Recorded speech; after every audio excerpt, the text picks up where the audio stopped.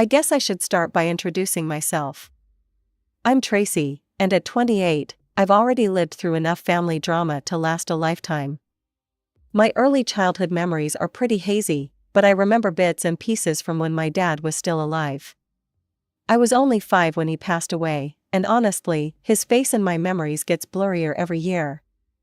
Mom didn't waste much time moving on. Within a year, she had remarried, and a year after that, my half-sister Emma was born.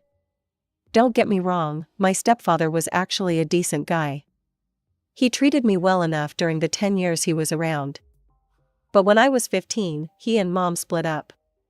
That's when things really started changing. Mom didn't need to work because the alimony was good, but she developed this nasty habit of reminding me constantly that my own father had left us nothing, while my stepfather's money was keeping me fed and clothed. What Mom didn't know was that I knew the truth about our house. It had belonged to my dad's parents, and when I turned 18, my grandfather, rest his soul, transferred the deed to my name. I'll never forget that evening when Mom cornered me about it. "Tracy, what are you planning to do with the house?" she demanded, her eyes fixed on me like a hawk. I remember being genuinely confused. "Nothing, you and Emma can keep living here like always." The way her face instantly softened and how quickly she hugged me, I should have seen it as the manipulation it was. But I was young and still desperate for her approval. I worked my ass off in school, earned a full scholarship to college, and landed an internship through pure determination. Unlike my sister Emma, who's now 21 and treats college like an inconvenience, I understood the value of education. Maybe that's because I had to earn everything myself, while I ended up paying for her education when she turned 18. Yeah, you heard that right. I'm the one funding my sister's college education. Mom somehow convinced me it was my duty when Emma graduated high school. "You can afford it now," she said, making it sound like I owed it to them. I agreed to pay for a public college, even though Emma wanted some fancy private school. Looking back, I should have seen it as the first red flag of many to come. It was just another Tuesday when everything started unraveling. I'd gone to Mom's house, technically my house, but I never bring that up, for our usual family dinner. I was barely through the door when Emma burst in behind me, practically bouncing off the walls with excitement. Oh my God, oh my God, oh my God, she was jumping around like a kid on Christmas morning. "Emma, what the hell?" I tried to get her attention, but she just kept squealing and dancing around the living room. Finally, after what felt like forever, she calmed down enough to blurt out, "Jake proposed. I'm getting married." Jake was our neighbor, a decent guy I'd known for years. My heart did this weird little twist. I'd recently caught my boyfriend cheating and had to end things, so wedding news wasn't exactly what I wanted to hear. But I plastered on my best big sister smile. Wow, Emma, congratulations. But aren't you still in the middle of college?" She waved her hand dismissively. "Who cares about college? This is way more important." "Emma, education is," I started, but Mom cut me off. "Oh, honey, this is wonderful news," Mom jumped in, completely ignoring my concerns. "We need to start planning immediately. Should we book the country club? Or maybe that new venue downtown?" I sat there watching them bounce ideas back and forth, getting more elaborate and expensive by the minute. The familiar feeling of being the only adult in the room started creeping in. "We'll need at least 200 guests," Emma was saying. "And white doves. Lots of them. Don't forget about the ice sculpture," Mom added, like it was as essential as having a minister. I couldn't take it anymore. "I should head home," I said, standing up. "I've got work tomorrow." Neither of them really noticed me leaving. They were too busy planning what was already sounding like the wedding of the century. As I drove back to my apartment, I couldn't shake this uneasy feeling in my gut. Something told me this was just the beginning of a much bigger problem. A week passed after Emma's big announcement, and I was starting to think maybe I'd been paranoid about the whole thing. Then my phone rang. It was Mom, and her voice had that tone, you know, the one parents use when they're about to ask for something big. "Tracy, honey, can you come over? We need to have a serious talk." When I arrived, Emma was already there, practically vibrating with excitement. She had this huge binder full of magazine cutouts and what looked like a novel's worth of notes. Before I could even sit down, she launched into her grand vision. "So I planned everything out perfectly," she gushed, flipping through pages of what looked like very expensive ideas. "The venue I want has this amazing garden with a fountain, and they do this thing where they release hundreds of white doves right after the ceremony." I tried to keep my face neutral, but my stomach was already doing flips. "That sounds expensive." "Oh, well, about that." Emma pulled out a piece of paper covered in numbers. "I did all the calculations." When she handed me that paper, I swear my heart stopped for a second. The numbers I was looking at weren't just expensive, they were insane. The venue alone cost more than my annual rent. Then there were the doves, a live band, not just any band, but some supposedly famous one, ice sculptures, designer dress, premium open bar, gourmet catering. "Are you joking?" I couldn't help asking, my voice coming out higher than usual. Emma snatched the paper back, scanning it like she was checking her math. "No, why would I be joking? Everything's perfectly reasonable." "Reasonable?" I choked out. "Emma, this is more than what some people spend on a house down payment." That's when the waterworks started. Emma's face crumpled, and she burst into tears. "You're just jealous, because your boyfriend cheated on you, and now you're alone." "Tracy," Mom snapped, but not at her, at me. "How dare you upset your sister like this?" I took a deep breath, trying to stay calm. "Look, I've been helping you a lot already. I'm paying for your college, your living expenses, buying your clothes." "Oh, here we go," Mom interrupted, her face turning red. "You're going to throw all that in her face now?" "That's what family does, Tracy. We help each other. You're just fulfilling your duties as a big sister." I stood up, my hands shaking. "I'm leaving, this is ridiculous." "Fine," Emma screamed after me as I headed for the door. "I'll ask Daddy for the money instead. And don't expect an invitation to the wedding, since you're too selfish to help." I slammed the door behind me, but not before hearing Mom consoling Emma, "Don't worry, sweetie. Your sister has always been difficult. We'll figure something out." The next 2 weeks were blissfully quiet. No calls from Mom, no texts from Emma, no guilt trips or manipulation attempts. I actually got to focus on my work and enjoy some peace for once. But like all good things in my life, it didn't last. My phone rang one afternoon, and I was surprised to see my stepfather's name on the screen. We hadn't talked in a while, though we'd always maintained a decent relationship after his divorce from Mom. "Tracy, got a minute?" He sounded tired. "Sure, what's up?" "Your mother and Emma came to see me," he said, and I could hear him sighing. "They showed me this wedding budget." I couldn't help but laugh. "Let me guess, they want you to pay for the extravaganza?" They did, until I saw those numbers. "Tracy, what the hell are they thinking? Emma's never worked a day in her life, she's still in college, which you're paying for, by the way, and she wants a wedding that costs more than my first house?" "They tried to get me to pay for it first," I explained. "When I refused, Emma threw a tantrum and said she'd ask you instead." He chuckled, but it wasn't a happy sound. "Well, I told them absolutely not. Emma may be my daughter, but I'm not going to encourage this entitled behavior. She needs to learn the value of money." We talked for a while longer, sharing our frustrations about the situation. It felt good to know I wasn't the only one who thought this was all insane. But the peace didn't last long. A week later, Mom and Emma showed up at my apartment unannounced. They didn't mention their failed attempt to get money from my stepfather. Instead, they came armed with a new budget, still ridiculous, but less astronomical than the first one. "See," Emma said, shoving the paper at me. "We cut everything down, now you can help." I looked at the numbers. They'd removed the doves and the famous band, but it was still way more than I could afford. "Emma, I still can't pay for this." "You could take out a loan," she said, like it was the most obvious solution in the world. I stared at her, waiting for her to say she was joking. She wasn't. My baby sister was seriously suggesting I go into debt for her wedding. That's actually a great idea, Mom chimed in, beaming like Emma had just solved world hunger. The payments wouldn't be too bad if you spread them out over a few years. That was my breaking point. I stood up, walked to my front door, and held it open. Get out, both of you. I'm not taking out a loan for your wedding, I'm not paying for any of it.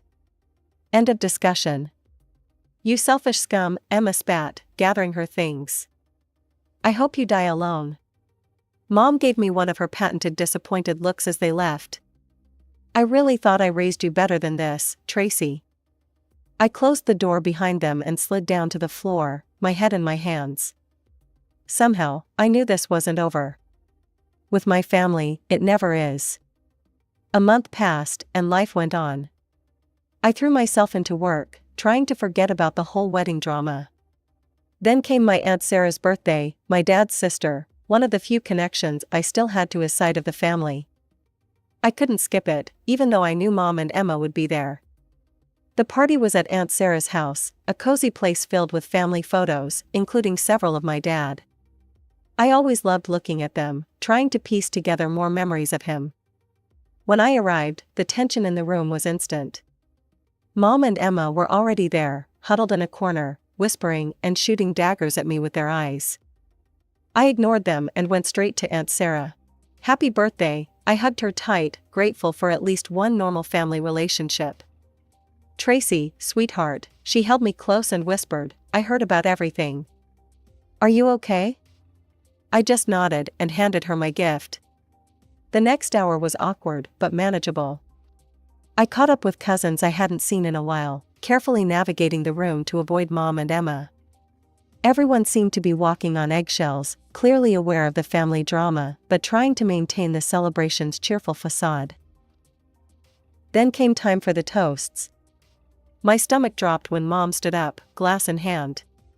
She had that look on her face, the one that meant trouble. I'd like to say something, Mom started, her voice dripping with fake sweetness.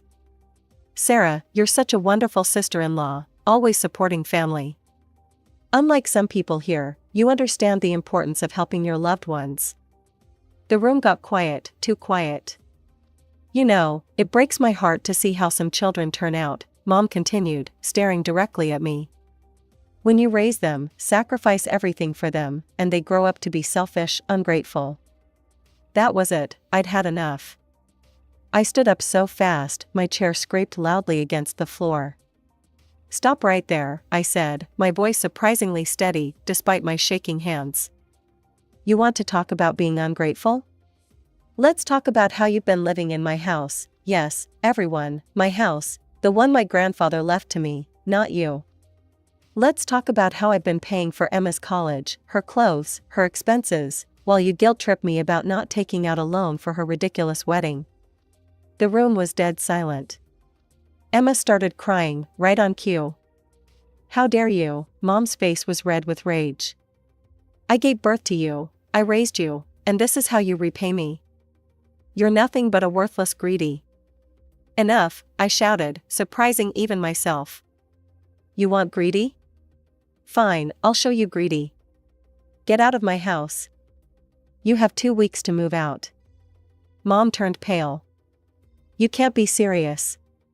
Oh, I am. 2 weeks, after that, I'm getting lawyers involved.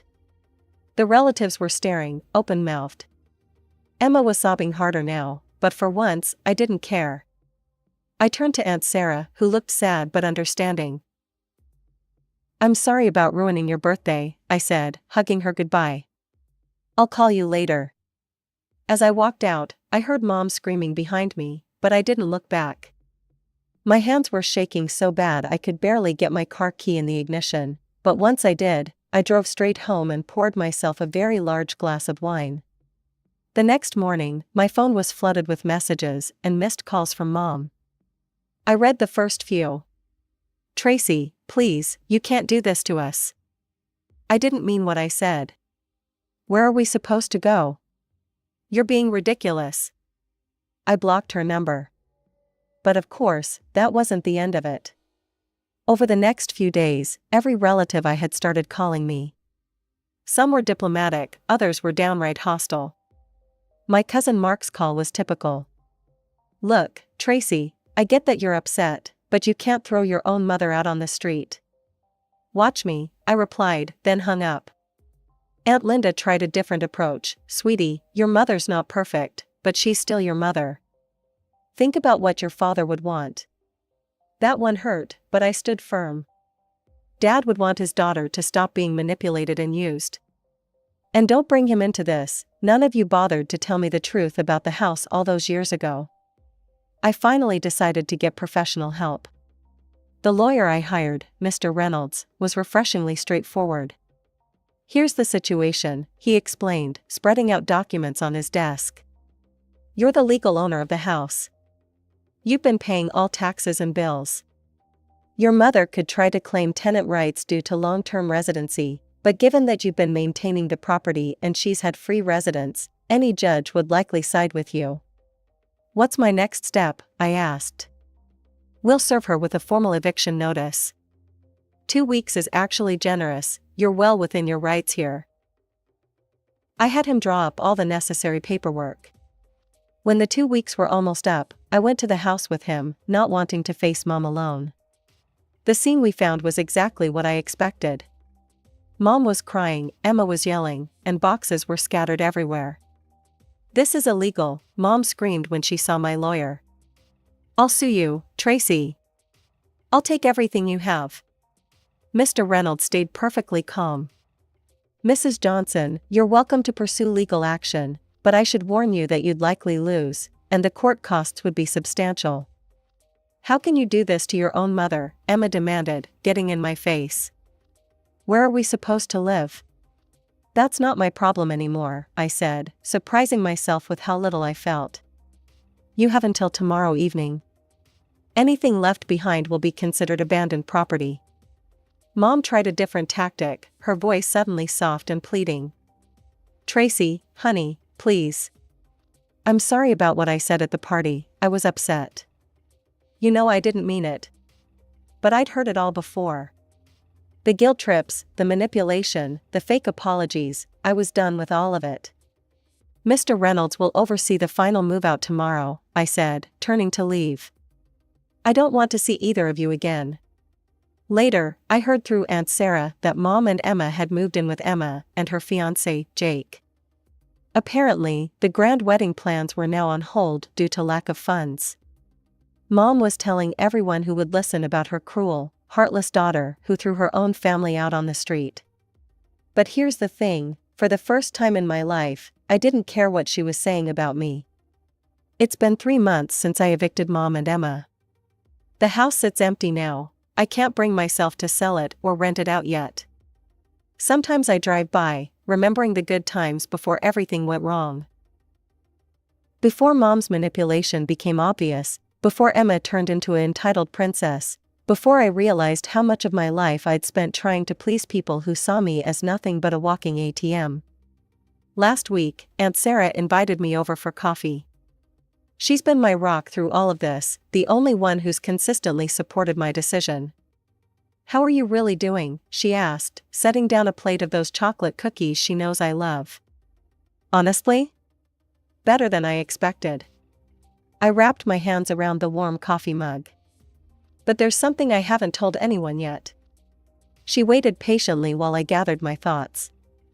"I've been seeing a therapist," I admitted. "Dr. Martinez.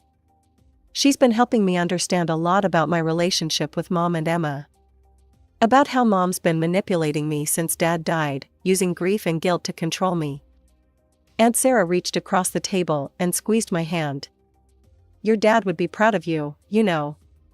He was the most honest, straightforward person I knew. He wouldn't have wanted you to be used and manipulated, even by family. Especially by family." She got up and went to her bookshelf, pulling out an old photo album. "I've been meaning to give you this. These are pictures of your dad from before you were born, through your early years." We spent the next hour going through the album. There were photos I'd never seen before: Dad in college, Dad at his first job, Dad holding me as a baby. In every picture, he had the same kind, genuine smile. Your mother, Aunt Sarah hesitated. She changed after he died. I tried to stay close, to be there for you, but she made it difficult. When she married your stepfather so quickly, we were all concerned. But she shut us out, said we were interfering. Just then, my phone buzzed. It was a text from my cousin Rachel. FYI, Emma's wedding is officially cancelled. Jake called it off. Aunt Sarah saw my expression change. What is it? I showed her the text. I should feel bad, right? But honestly, I'm relieved. Jake's a good guy. He deserves better than getting sucked into this mess. Have you heard anything else about them? I shook my head. Just what people tell me. They're still living with Jake, or were, I guess. Mom's been working full-time now, first time in 20 years. Emma dropped out of college. Are you going to stop paying her tuition? Already did, sent a formal letter through my lawyer explaining that all financial support would end. Got a hysterical voice message from Mom about how I was ruining Emma's future. Blocked that number too. Aunt Sarah poured more coffee. You know they're telling everyone who'll listen that you're the villain in this story. I actually laughed. Let them. I'm done caring what they think, done feeling guilty for having boundaries, done being the family ATM. A week after my visit with Aunt Sarah, I was working late at the office when my phone rang. It was an unfamiliar number, but I answered anyway. It was Jake. Tracy, please don't hang up, he sounded exhausted. I need to talk to you. If this is about the wedding. It's not, well, not directly. I called off the engagement. I sat back in my chair. I heard, I'm sorry, Jake. He gave a hollow laugh. Don't be, I should thank you, actually. Watching how Emma and your mom treated you, how they acted about the wedding, it opened my eyes. Emma's not the person I thought she was. What happened? After you evicted them, they moved in with me. At first, I felt bad for them. But then I started noticing things. They never offered to contribute to bills. Emma wouldn't look for work, said she was too stressed about the wedding. Your mom kept talking about how you'd come around eventually, how you'd feel guilty, and give them money. I closed my eyes, feeling a migraine coming on. Classic mom. Yeah. The final straw was when I found them going through my personal papers. They were looking for information about my savings, my investments. They wanted to know how much they could get me to spend on the wedding. His voice hardened. I confronted Emma about it. Want to know what she said? I can guess. She said I was being selfish, just like you. That if I really loved her, I'd want to give her the wedding of her dreams. That's when I knew I had to end it. After I hung up with Jake, I sat in my office for a long time, thinking about everything that had happened. My phone buzzed again, another text from Rachel. Mom and Emma got kicked out of Jake's place. They're staying with Grandma now. Emma's telling everyone Jake cheated on her. Mom's saying you turned him against her. I didn't respond. Instead, I opened my laptop and started looking at real estate listings. Maybe it was time to sell the house after all. Use the money to buy myself a place closer to work, somewhere with no painful memories attached.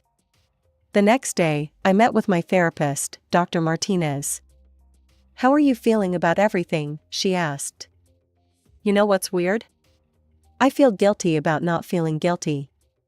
Does that make sense? She smiled. Perfect sense. You've spent your whole life being programmed to feel responsible for your mother and sister's happiness. It's natural to feel strange when you finally break free of that programming. I keep waiting for the regret to hit. For that voice in my head that says I'm a terrible daughter, a horrible sister. And it's not coming. All I feel is relief. Peace. Like I can finally breathe. Dr. Martinez nodded. That's because you've done nothing wrong. Setting boundaries isn't cruel. Refusing to be manipulated isn't selfish. You're not responsible for the consequences of their actions. As I left her office, my phone rang again. Another unknown number. This time, it was Emma. "Tracy," she was crying. "Please, I messed up. Jake left me, I have nowhere to go." I stood there on the sidewalk, listening to her sob. 6 months ago, I would have caved. Would have offered money, help, support. Would have let myself be guilt back into the old patterns. Instead, I said, "I'm sorry you're having a hard time, Emma. I hope you figure things out, goodbye." Then I hung up, blocked the number, and walked to my car. The sun was setting, painting the sky in shades of orange and pink. For the first time in years, I felt truly free. They say blood is thicker than water, but I've learned that's not always a good thing. Sometimes blood ties can drown you if you let them. Sometimes the kindest thing you can do, for yourself and for others, is to let go. I started my car and headed home. Not to the house where I grew up, not to the past, but to my apartment, to my future, to a life where I finally put myself first.